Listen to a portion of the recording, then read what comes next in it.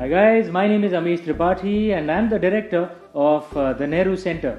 The Nehru Center is the cultural wing of the Indian High Commission in the UK, and we've been in existence for many decades, and we organize wonderful events at this very auditorium, which is in Mayfair in central London. Sadly, as you can see, the auditorium is empty. It has been empty since we were all put into lockdown due to the coronavirus pandemic.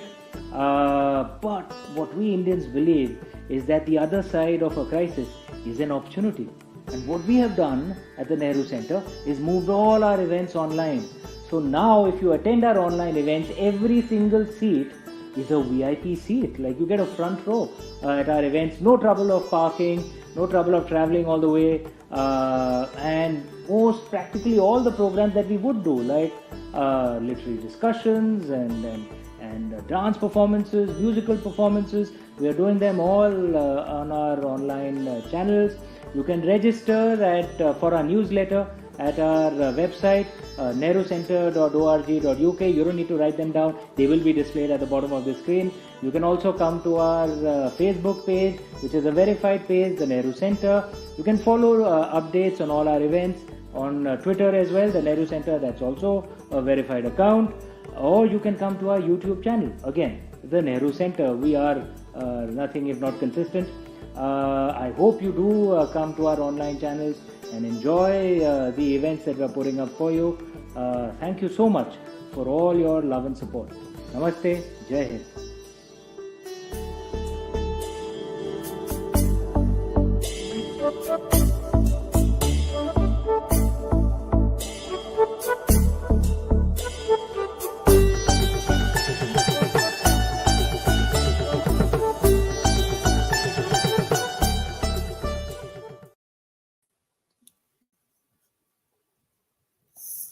Namaste, Assalamu alaikum, Sat Sri Akal, and a big hello to everybody who's joining us from across the globe.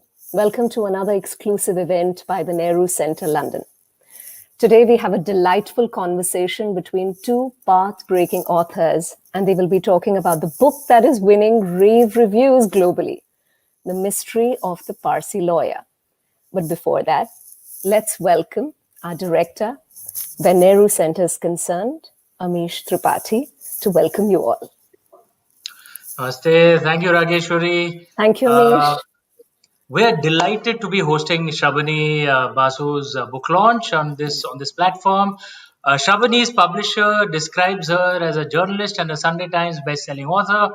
I think that is an inadequate description. I think a better description for her, she's a scholar, a historian, who harnesses her skills at research to write fascinating stories, which, as Dr. Shashi Tharoor, our guest of honor today, describes as the stories of Indo-Agliana, the Indian experience during the British Raj. She's honest and forthright of the racism that was there as a part of it, and the Indian experience of how we rose in that empire as well. I've been told every single book of Shabani's has been launched right here at the Nehru Center, and I'm delighted that we are continuing that tradition and are launching her latest book on the Nehru Center platform as well. And I'm even more delighted that Rageshwari, you, and most importantly, our guest of honor, Dr. Shashi Tharoor, will be here to drive the conversation. I'll not take much more time. Let's get the big guests in. Thank you so much, Amish. Always a delight.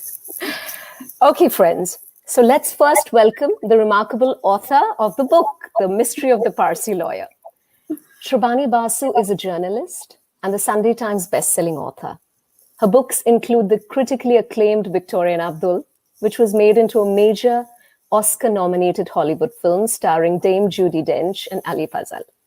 Spy Princess, the story of World War II heroine Noor Inayat Khan, and For King and Another Country about Indian soldiers on the Western Front in the First World War. She is the founder and chair of the Noor Inayat Khan Memorial Trust, which campaigned for a memorial for the World War II heroine in London. It was unveiled by Princess Anne in 2012. Her latest book, which we're going to be talking about today, The Mystery of the Parsi Lawyer, is already creating a buzz. Some of the praise. A fine piece of detective work, a compulsive read, as readable as any Sherlock Holmes story. And one of the loftiest endorsements comes from Lady Hale, the former head of the Supreme Court in Britain. Lady Hale has said she found the story both horrifying and fascinating, and said it is a tale well worth telling. And I hope that the name of George Adalji will soon be a great deal better known, as it deserves to be. Let's welcome the remarkable Shrabani Basu. Thank you, Rageshwari. Thank you so much. It's lovely to be here. Thank you, Amish. You're not on screen right now, but thank you for that lovely introduction. Nehru Center is like a second house. Hi, Amish. Nehru Center is like a second home to me. So it's lovely to be there on the screen with you, even though, we are all locked up in our houses at the moment. Yes. Now we're going to have three iconic authors as Amish. There's you and our guest of honor. Isn't it interesting? You're actually going to be asked questions by another iconic author, Shrabani. I'm truly excited with this tete-a-tete. Shall we go ahead and welcome our guest of honor? All right. Absolutely. Ladies and gentlemen, of course, our guest of honor is Dr. Shashi Tharoor, an author, politician, former international civil servant. Dr. Shashi Tharoor straddles several worlds of experience. During his nearly 3-decade-long career at the United Nations, he served as a peacekeeper, refugee worker, administrator at the highest levels, serving as Under Secretary General during Kofi Annan's leadership of the organization. Dr. Tharoor is an award-winning author of works of both fiction as well as non-fiction. Dr. Tharoor is notable for his political work, his writing work, but also for his peerless eloquence while speaking, as demonstrated by the popularity of his speeches, his viral videos on online platforms. And I've seen him talk live, but everybody says watching Dr. Tharoor talk live is like watching a lion walk in his den. His fan following cuts across all age groups, from toddlers to teenagers to corporates to world leaders and the wise elderly brigade. Well, everybody loves to hear Dr. Tharoor, so I guess you are in for a treat today. Let's welcome Dr. Shashi Tharoor. Thank you so much. Thank you so much, Rageshwari. Thank you for that extraordinarily generous introduction. I mean, you left me speechless, so the line is actually shell-shocked in his den. Amish. I did want to mention that I first met Shrabani 32 years ago when she interviewed me as a journalist on the publication of the Great Indian Novel. So it's a particular pleasure to turn the tables on her and ask her all sorts of tough questions. Actually, I won't be too tough. She was very kind. Go on, ask the tough questions. I want you all to start your tete-a-tete. But we're so happy that you all are feeling warm, because that's what our visionary director, Amish, always likes. We at Nehru Center really love our guests and want you all to feel that it's this one big, intimate party. So can we virtually launch the book? Can I invite Shashiji to do the honors and maybe virtually launch it, Amish? Please. Yeah. It's a great pleasure and privilege to officially launch The Mystery of the Parsi Lawyer by Shabani Basu.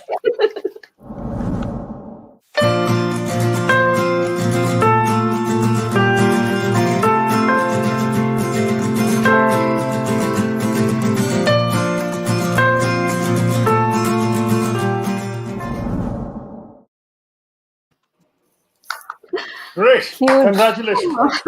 Huge congratulations. Congratulations. That's amazing. I love the spotlight. Sorry, Shrabani? I said, I love the spotlights. That was amazing. Thank you. It's the best we can do. Yeah. It's brilliant. It's actually better than people standing on a stage and fumbling with the scotch tape and the ribbons. Yeah. Absolutely brilliant. The people are waiting. The people are waiting to hear this amazing tete-a-tete between you both. I'd just like to invite our wonderful family of Nehru Center that's, streaming in from across the globe. I believe people from UK, of course, India, of course, but USA, Sri Lanka, Addis Ababa. That's amazing. And Singapore. So there are a whole lot of people writing into us where they're watching the show from. So please tweet, Instagram this show, Facebook, use the hashtag mystery of the Parsi lawyer. And of course, hashtag Nehru Center. And please do post your questions on the chat box so I can pick them up to ask Shrabani and Shashiji later. Please enjoy this amazing tete-a-tete. Over to Shashiji and Shrabani. And thank you, Amish. Thank you. Indeed, always good to be at the Nehru Center. Thank you, Amish. Thank you, Rageshwari. And Shrabani, I mean, I must say the book has a captivating title, and then you find Arthur Conan Doyle in the subtitle. So this is very exciting, this mystery that you have created of Sherlock Holmesian proportions. Tell us briefly, what is the mystery? Who was the Parsi lawyer? Yep. So let's start at the beginning. Who is this Parsi lawyer? Well, his name is George Adalji. So he's not Parsi at all anymore. Well, the Adalji is Parsi. So his father came from Bombay. He was born, his father is Indian, a Parsi, Shapurji Adalji, who then converts to Christianity as a 15-year-old. It's quite interesting because they were looking for the Parsi community to convert them because they felt they were westernized and they were sort of ripe for picking. So he was one of those who was plucked, and he was really influenced. At the age of 15, he ran away, and he was baptized. He became a Christian, and he left for UK eventually, 1866, as long back as that. And he then he rose, he married an English woman. So George's mother is English. Her name is Charlotte. And he then became the vicar of a little mining town in the Midlands in England.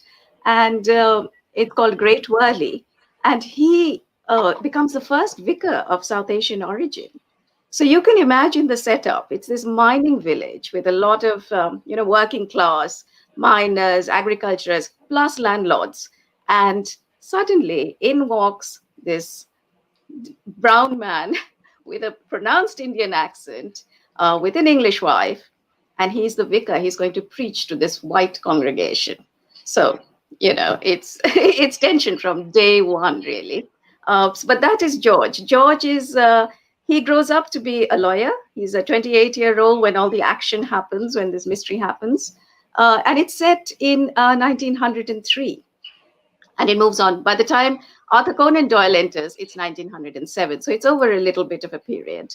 But so that's just the starter as to who they are. Shrabani, the Dreyfus affair in France took place just before. So the whole business of the actual discovery of injustice and racism, in a sense, has already happened in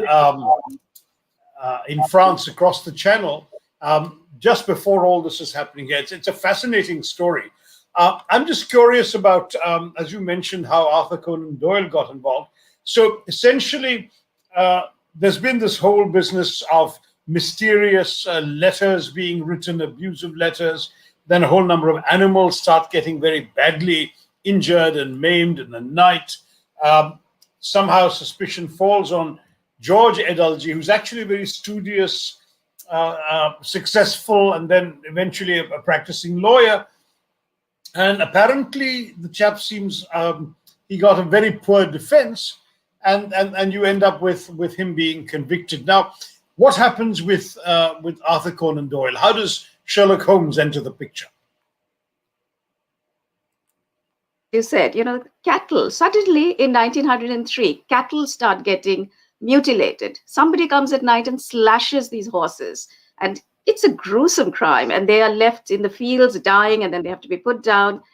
And of course, it has nothing to do with our 28-year-old George Adalji, who is a very boring man who goes to office. He catches the 8:45 train. He goes to his office in Birmingham and he comes back. He has no social life. He doesn't go to the pub. He doesn't drink. He has no friends. He's a loner. But of course, all this, he's the brown man. He's the loner. And this makes him the target. And all these whisperings, you can imagine a little village community. They don't know for 6 months who is getting slaughtered. What is happening? Who is this killer? And suspicion falls on the only Indian family in this village. And of course, George Idalji, this sort of 28-year-old who has no friends, he's targeted. So very quickly, 55 days, the trial takes place. He's arrested on really flimsy evidence. In 55 minutes, the jury decides he's guilty, and he's given 7 years imprisonment. But then in 3 years, he's let out on parole. But because this crime is still hanging on his head, he's been struck off the solicitor's rolls. He can't do anything. He now writes in prison. He's been reading Sherlock Holmes, all the mysteries. He's read Hound of Baskerville. And he thinks the only person who can solve this mystery is the wonderful Arthur Conan Doyle, creator of Sherlock Holmes. And he's bold enough to write to him. So he writes to Arthur Conan Doyle. And Arthur Conan Doyle actually accepts this challenge. To him, it's something intriguing, and he feels a miscarriage of justice has happened. So he sets up an appointment. He meets George. It's a really interesting first meeting because Arthur Conan Doyle is late. He meets him in a London hotel, and as soon as he enters, he can make he recognizes George. He's the only Indian in this room. But George is reading the newspaper, holding it really close to his face. So within 5 minutes, Arthur Conan Doyle realizes that George is innocent because he says, somebody with such severe myopia could never have gone in the middle of the night in the slashing rain and howling wind, crossed these fields and slashed cattle. And of course, he had no reason or no motive to do it, nor was he insane. So he decides, he knows that this man is innocent. And that's the start of their friendship. And this photo you can see is of George Idalji when he's just been arrested. So it's one of those prison photographs which nobody's proud of. He looks terrible. Poor fellow, yeah. Poor fellow. And his astigmatism as well, and so on. It's interesting, actually, in some ways, he's darker than many Parsis, even though his mother is white. There's the family, and that's him on the left, right, of the screen. Yeah, so that's him, the boy standing on the left, and you can see his father, Shapurji, his mother, and he had 2 siblings, so Horace and his little sister, Maud. So they're there standing at the steps of the vicarage. This is when George is about 16 years old. And of course, already at this time, this family is being targeted. So when Arthur Conan Doyle begins his investigation, he uncovers what has been going on in this village. And the truth is that this family has been targeted from when he was a little boy. So he's just 12 years old, and hate mail has been landing in their door. Droppings, excreta have been left through their letterbox, graffiti on their walls. It's the old story of racism that's been happening for years on end. And they've tried everything, but the police don't believe them. The police actually think George Idalji has written these letters to himself. It's a long story, but there's a police chief who's arrogant, who's very much part of the imperial order.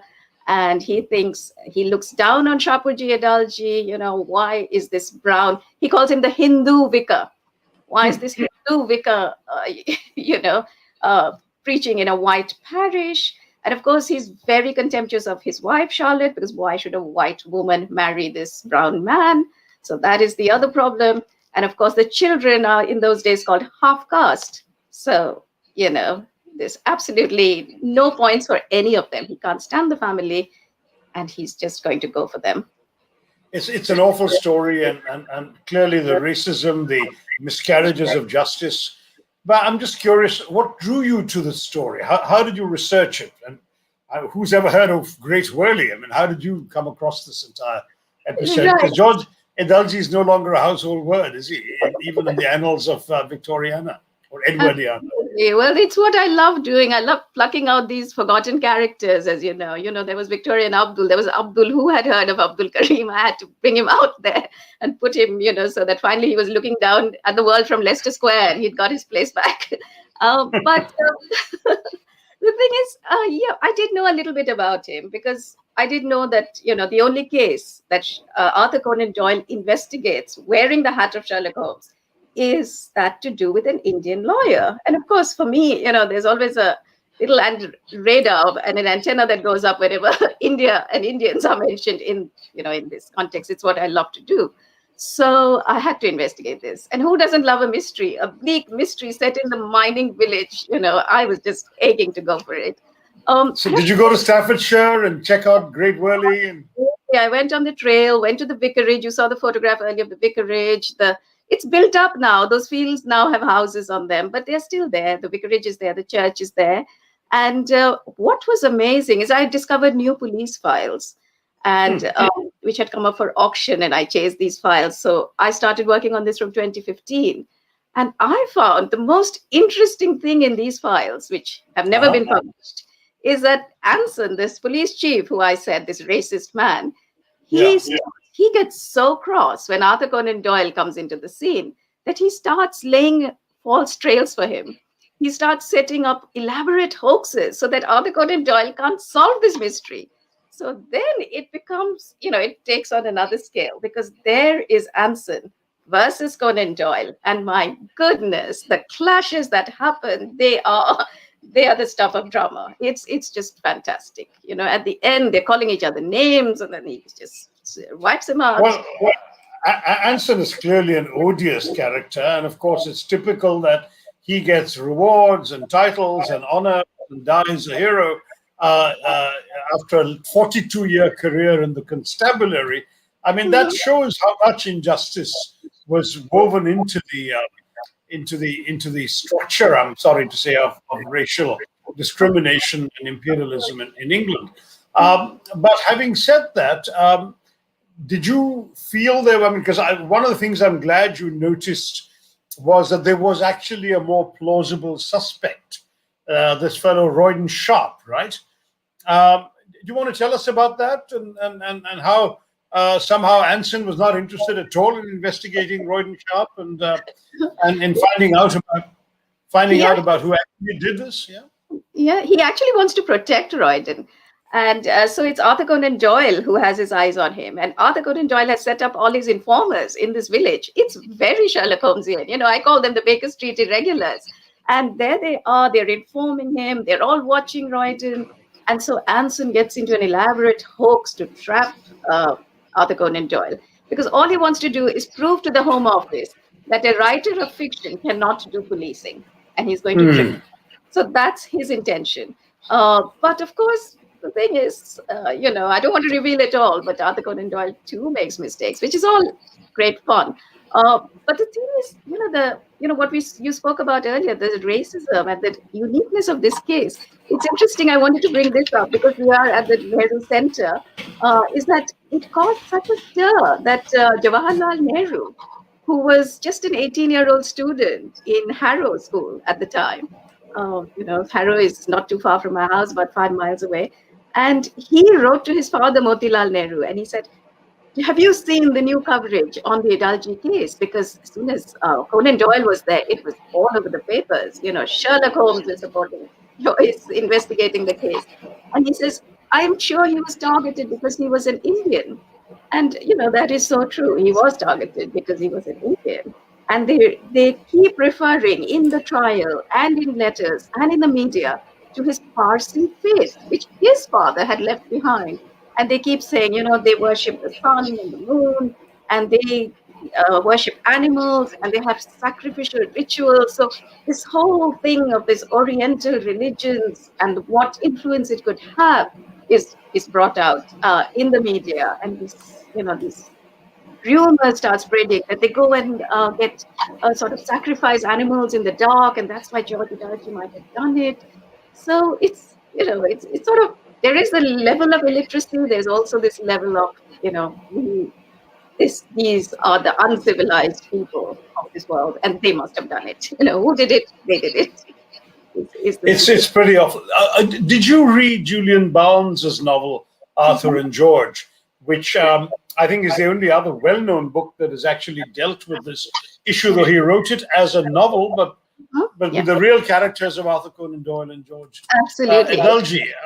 And, I must say, it's not a book I have read.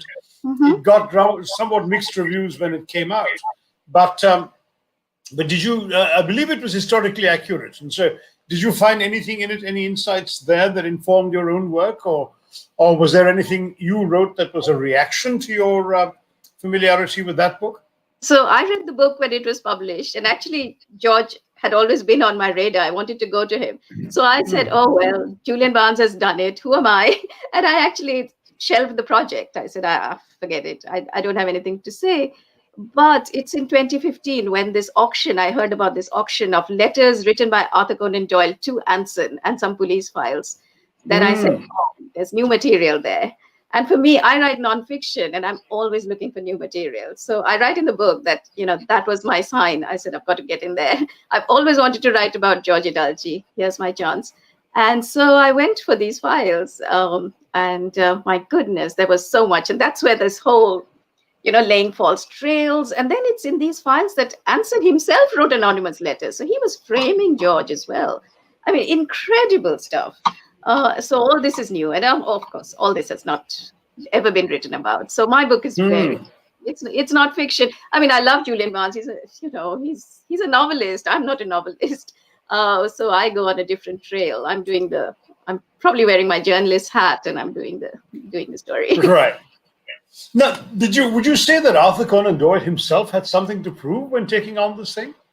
Oh, absolutely. I think he wanted to be Emile Zola. He wanted to be, Emile Zola wrote this J'accuse. Exactly. And was lauded for standing up for injustice. And I think Arthur Conan Doyle, at this stage, he was going through a crisis in his personal life as well. His wife had died, but he'd fallen in love with this young woman and he knew he could now marry her. He's going through all sorts of guilt. And suddenly, George Idalji's letter lands on his lap. And he decides, I'm going to fight this man's case, this underdog. And my goodness, it's his. He compares it to the Dreyfus affair. And he says, that was a Jew in France. This is happening to a Parsi. And so he wants to get that high moral ground. He definitely had, and he's lauded all his friends. There's just praise that comes in from all sides. All the novelists, all the writers say, good for Arthur Conan Doyle to support this underdog, take on the miscarriage of justice. And, he does that. And it is thanks to him that George does get a free pardon. The Home Office has to set up a committee. The committee gives George the pardon. But no compensation. But no compensation. And that is just ridiculous. So Arthur Conan Doyle says, this won't do. And then he enters the second stage. So there's a lot happening there. And the Home Office is just sitting there like, they're so stubborn. They won't move. And of course, there's Anson, on the other hand, who's just trying to derail everything. He's making Arthur Conan Doyle walk down paths, knowing he's on the false trail and laughing his head off. And, oh, my goodness, all sorts of things going on. Never apologize, never explain was also a principle of the British Empire and those in power there. So they were never going to give a brown man compensation for an injustice done to him.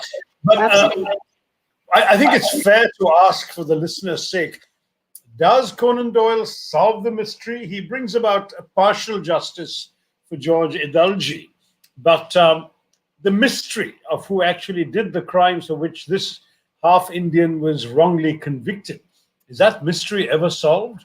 Can you really make sense of the story when that mystery... Anyway, you should answer that. I am, and I'm not going to reveal the ending, am I?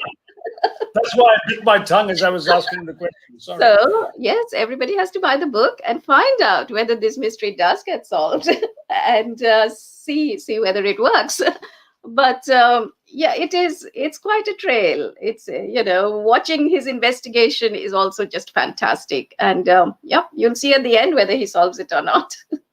It's interesting that the story actually made a lot of news at the time it was happening, because Jawaharlal Nehru writes to his father, Motilal, from Harrow School, about the racial injustice of the case.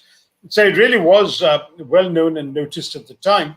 But then George Idalji kind of faded from history. In fact, when your book invitation came to me, I was just reflecting on the fact that the only Idalji I could think of was Diana Idalji, who was the Indian women's cricket team captain. So I said, who is this Idalji and what's the story? Can you tell us about the impact of this entire case on George? What did fame do to him? What happened to him, essentially? Well, George, he was a fighter, I must say, for somebody who'd been through so much, racist abuse, prison. He did keep fighting right till the end. So, hats off to him for that. And he lived till the 70s. He survived both the wars. Uh, but he never got his compensation, which is really sad. And in fact, one of the last persons to refuse that compensation and not open the case, and Shashi, you'll be interested in this, was Winston Churchill, who by then, lots of home secretaries had gone by, and the last one was Winston Churchill. He'd just taken over, and he was a friend of Arthur Conan Doyle, and Arthur Conan Doyle thought he'll definitely intervene, but oh no, Churchill wasn't. As you know, I don't think very highly of Churchill, so doesn't do. That's why I thought you'd be interested in this nugget, so he doesn't agree either. No justice from Churchill for any brown-skinned person. But let me just end with one last question, Shrabani, for you. Why is this story important today? Why should people, rather than having a great Arthur Conan Doyle type mystery, what's important about this story now in 2021 about something that happened 114 years ago? I was researching this and reading these anonymous letters and seeing the hate mail that had come to this family, then seeing the way the police were dealing with this. What struck me was that, my goodness, this could be happening now. Even now, there is so much prejudice in the system. We've had reports and reports over here in Britain about the prejudice against Blacks. There are more now with the pandemic. Who is the most likely to get stopped and searched? It is Black and Asian people. Who, 12% in jail, Black and Asian people, whereas they are probably 3 or 4% of the population. So, time and again, this keeps happening. Anonymous letters, hate mail. Now we have internet trolls.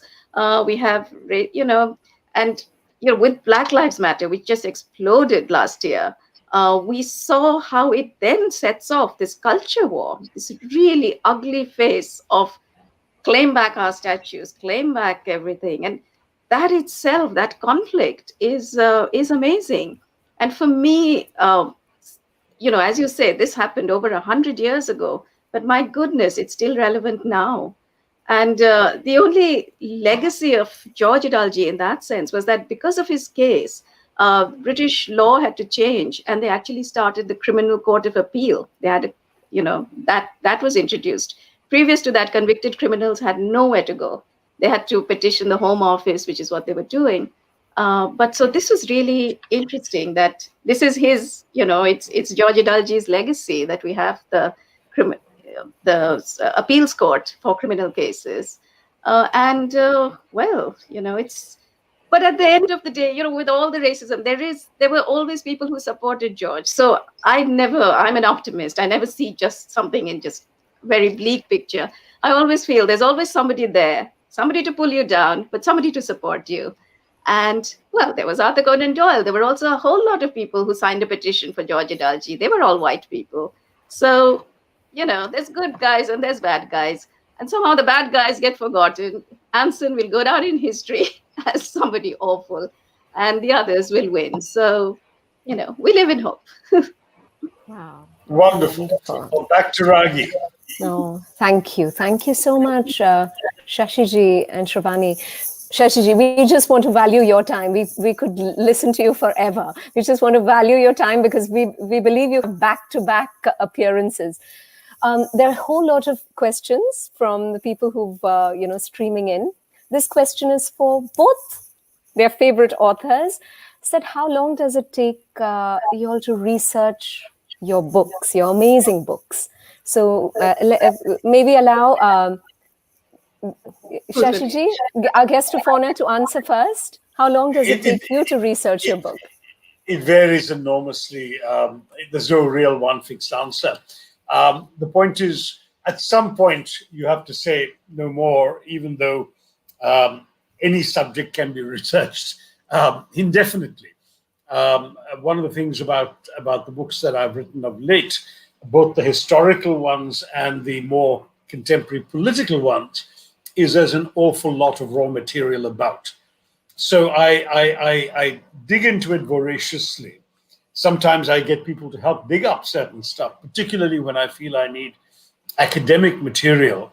I ask people to go into the academic journals for me and get me the article so that I know what I should be reading. But at the end of the day, I have to say, this is it. Right now, I've got to write this book. Otherwise, I'll just keep on reading and researching till the cows come home, and there won't be a book at the end of it. So, I think it's like saying how long is a piece of string. It can be as long as you like, but at some point you set yourself a deadline, you set yourself a frame of reference, and you cut yourself off. Otherwise, you can research anything forever. I mean, Shrabani, one of the things I was going to ask you actually relates to Rageshwari's question, because you remember in the 1890s, Dadabhai Naoroji was an MP for the Liberal Party. He was, I think, the first non-white, non-British person to be elected to the House of Commons. I'm just curious as to whether he took an interest at all in this matter, whether he said anything about it, whether there were any. There was another Parsi MP later, Saklatwala, but he was somewhat later, so perhaps he wasn't there yet in public life. But I'm just curious as to whether anybody else. I noticed from your book the name of one of my favorite British MPs of the late 19th century, Henry Labouchere, who has written a savage takedown of Kipling's White Man's Burden, which I've quoted in my book, his poem, The Brown Man's Burden. So there were some anti-racist politicians. What about Dadabhai Naoroji? What about Parsi opinion? Did people come up with anything? It's really interesting you asked that, because that is exactly what I was thinking. Did they reach out to Dadabhai Naoroji? Naoroji wasn't a MP at that time, but there was actually an MP till 2006 who succeeded Dadabhai Naoroji, another Parsi MP, Mancharji Bhavnagri. He was a Tory MP, a conservative, and he was there, not 2006, sorry, 1906. He was actually there when this killing happened, when George went to jail. But I think Shahpurji had cut himself off from the Parsi community. That's my feeling. Why didn't he go to this MP? I don't know why. But what was the heartening was that the Indian community and Parsis and Gujaratis, there was a fund raised for George, and they raised money for him. So, as we know, Parsis, they speak Gujarati, and there were quite a few Parsis there. And some of the Indian Gujarati community as well. They all raised money for George's case. So that was very nice. But your research did branch out well beyond the actual contours of the case. I mean, it was, as you say, you just keep going. And then there comes a point when you say, stop now, because otherwise you'll keep going. But even then, it took me 5 years to write this book. So you can imagine. Wow. There were 4 main archives, plus just tracing everything, in Portsmouth, in Staffordshire, in Birmingham. So there was a lot of up and down. But my books usually take me about 4 years, 5 years. My last book was published, the one on the World War, was 2015. So it's been a long time coming. But anyway, we've been through lockdowns as well, so that slowed things down. But we're here. Well, we want to remind people to please go ahead and pick up The Mystery of the Parsi Lawyer by Shrabani Basu. Whole lot of people sending us questions. The next question, of course, they want to ask you about Victoria and Abdul. How was it shooting with Team Judi Dench and Ali Fazal? Yes. Oh my God, it was amazing, because what a team. I mean, I was really lucky. It was my first book being made into a film, and it was being made at such a scale. A full historical drama with costumes, and just seeing Judi Dench on stage, going through every phase, the readings first, and then I'd go for the shoots. So I saw them shooting, and Ali Fazal is just delightful. I mean, he's the sweetest chap ever. So I got to know him, and everybody else on that cast, the director Stephen Frears, who I'm a great fan of. It was amazing, and all these different locations that they shot in, these grand places. It was something very, very exciting. And you were happy how it translated onto film? Because your pages must be so precious to you. Absolutely. I mean, just seeing the detail with which they did everything, from the costumes. I was a consultant on it. So I'd go into the British Library and look, they wanted details. What did jails in Agra look like at this period? What did the prisoners wear? And, Bollywood films, they just make prisoners wear anything. And they don't wear anything like that. I actually found the original photograph of what prisoners wear. And that's what they replicated. So, and then so the Bollywood, there were people there. They said, "Hey, we've never seen these costumes before. Can we now use them for our films later?" I said, "Of course, go ahead." Goodness. Let me chip in with a question, Shabani. Coming back to the Parsi lawyer, Yeah. I was intrigued by the story of Shapurji's conversion. Was that common or was it very uncommon? Because the Parsis, you write, were westernized, but they were content to be Parsi while being westernized. They might take on English-sounding names like merchant or cooper or whatever, though many of them took on Gujarati names. And the idea of profession-derived surnames was first embraced by the Parsi community, but many of them were Indian names like Dariwala and Todiwala and all of that. But you also had merchant and cooper and driver. But I'm just curious as to whether when Shapurji converted, was that a big shock? Was it an unusual event? Did the Parsi community react negatively, ostracize him, whatever? What was it? Did you find anything about that, since you seem to have done so much of work into this? Yeah, I did. I have a whole chapter on Shapurji and this conversion that takes place. So he was just 15 and he was from Elphinstone College. And before him, there were 4 Parsis who had run away, done the same thing, and become Christians. And there was furore because their parents objected. They said, "You are converting our children." And there was a standoff outside this college, and outside Reverend Wilson is the person outside his house. And they had to get armed guards. So, I mean, all the details are there, but it was quite something because the Parsi community was really opposed to it.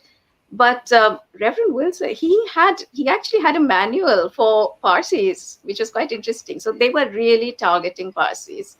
And Elphinstone College was, funded by Parsi. There was so many of them there.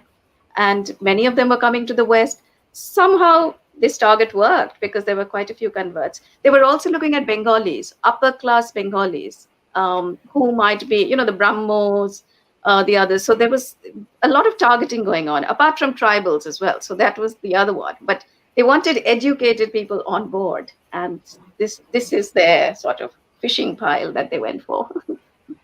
Oh, wonderful. There was a lovely history professor who's online watching you both. And the history professor says that I teach history with a British curriculum, but I actually follow Dr. Tharoor and Shrabani Basu's books. How wonderful. Oh, that's lovely. Thank you. I want to value Dr. Tharoor's time. I want to value Shrabani's time. Dr. Tharoor, thank you so much for doing the honors today, launching the book, and having this amazing tete-a-tete with Shrabani. Shrabani, huge congratulations to you. Thank you, Rageshwari, for making all this happen. It's really thanks to you. It's our pleasure. It's our pleasure at Nehru Center. And I remind everybody who's streaming in and watching us, please go ahead and pick up The Mystery of the Parsi Lawyer. And of course, all the other books by Dr. Tharoor and Shabani Basu. I welcome you all. Thank you. Thank you. You've been a wonderful host yourself. Thank you very much. And the Nehru Center, as a virtual platform, is exemplary too. Don't you agree, Shabani? Wonderful. Good luck with the success of the book, Shabani. Thank you. And thank you, Shashi, for taking the time to do this with me. It's been lovely. Enjoy the book, everybody. And it's World Book Day this week, so go out and buy the book. Oh, absolutely. Yes, it is. Yes, and a whole lot of children have actually logged in today because they're huge fans of Tharoorasaurus. So tomorrow you can dress up as your favorite character for World Book Day, everybody. Teachers, educators, parents, children. I'm sure that you'll enjoy today's show. Thank you so much for logging in. Please go ahead and share the link of this interview with all your friends and family in case they have missed it. Pranam, namaste, thank you. Thank you. Thanks. Namaskar. All the best.